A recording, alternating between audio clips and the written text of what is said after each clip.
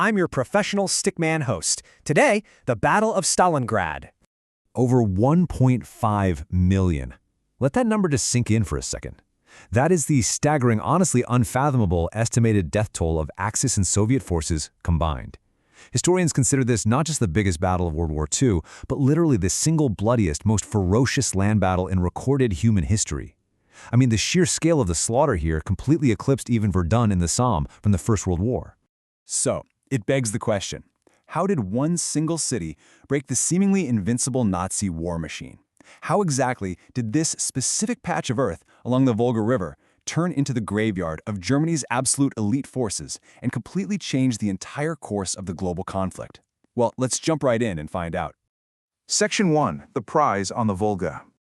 Okay, so picture this. It's 1942, and Germany's push into Soviet territory is facing a pretty fatal split in priorities. On a practical level, they desperately needed to drive south to secure the rich Soviet oil fields in the Caucasus. This was to fuel Operation Blue. Now, Stalingrad, which stretched about 30 miles along the Volga River, was this massive industrial center, churning out tractors and armaments. Taking it would sever Soviet transport links and anchor the German flank perfectly. But, and this is a massive but, Stalingrad bore the name of Joseph Stalin, the Soviet supreme leader. For Adolf Hitler, seizing this namesake city became a dangerous, totally overriding propaganda obsession. So he actually altered his plans, splitting his forces to try and grab both the oil and the city at the exact same time. Section 2. Descent into Urban Hell. Right, so by August of 1942, the German Sixth Army, which featured 330,000 of their absolute finest troops under General Friedrich Paulus, converged on the northern suburbs, and the German Luftwaffe, they just unleashed a torrent of incendiary bombs that instantly reduced so much of the city's wooden housing to literal ash and rubble. It was horrific.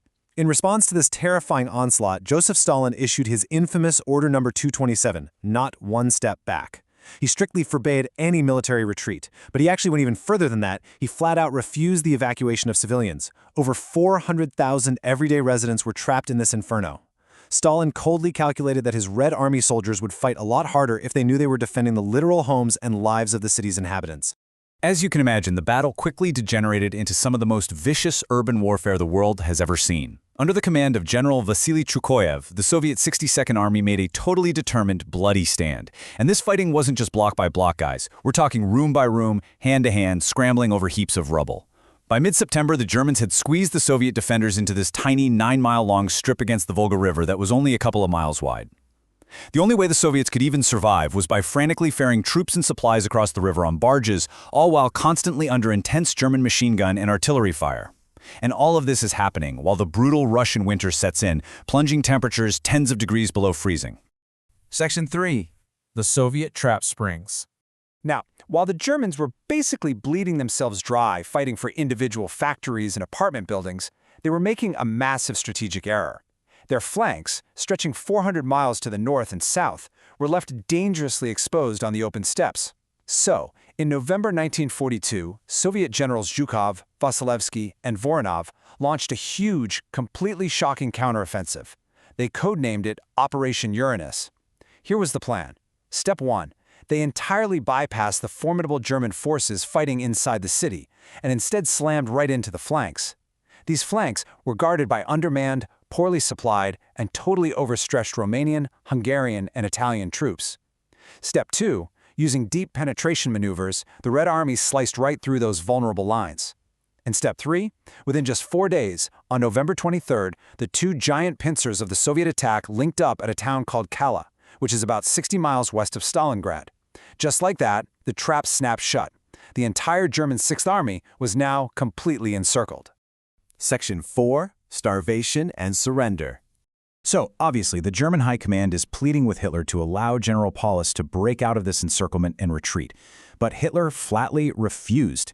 He ordered Paulus to stand and fight to the death. He promised the trapped army would be supplied by the Luftwaffe from the air, but that promise fell disastrously short. They delivered only a tiny fraction of the food, fuel, and medical supplies the army actually needed. Those final months of the battle were just agonizing. In mid-December 1942, a rescue attempt by Field Marshal Erich von Manstein, called Operation Winter Tempest, failed, largely because Hitler still wouldn't let Paulus fight his way westward to meet him. Then, on December 16th, the Soviets launch Operation Saturn to shrink the pocket even more, followed by Operation Ring on January 10th to crush the remaining forces. Hitler actually promoted Paulus to field marshal right at the end. That was a heavy-handed hint that he was expected to commit suicide rather than surrender, because no German field marshal had ever been taken alive.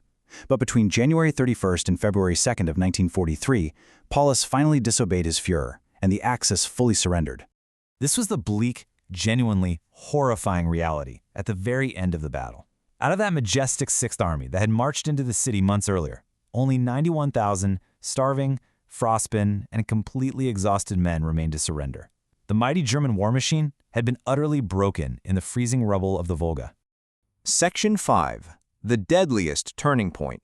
The aftermath of Stalingrad completely changed the map of the world, but it came at a human cost that is just genuinely hard to comprehend.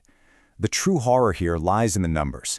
Total Axis casualties, that includes Germans, Romanians, Italians, and Hungarians, are estimated somewhere between 800,000 and 1.5 million dead, wounded, or captured.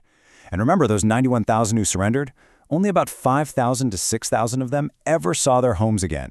They returned a full decade after the war ended. The rest tragically perished in Soviet labor camps. On the Soviet side, the sacrifice was just monumental. Over 1.1 million military casualties. Adding to this tragedy were the civilians who were trapped by Stalin's orders.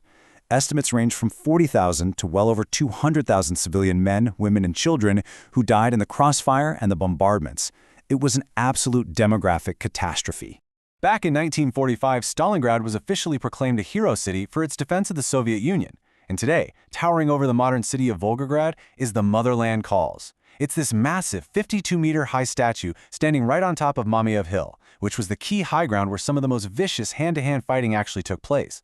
It stands today as a permanent, towering memorial to the heroes of the battle. Which leaves us with one final question to think about. At what cost does a single battle change the course of global history? I mean, Stalingrad definitively ended Germany's eastward expansion. It destroyed their whole myth of invincibility and passed the strategic initiative firmly into the hands of the Allies. But it did so by demanding a literal mountain of human lives. It proved that sometimes the fate of the entire world is decided in the freezing, bloody rubble of a single shattered city. I've been your professional stickman host. Thank you so much for learning with me today, and I'll catch you in the next explainer.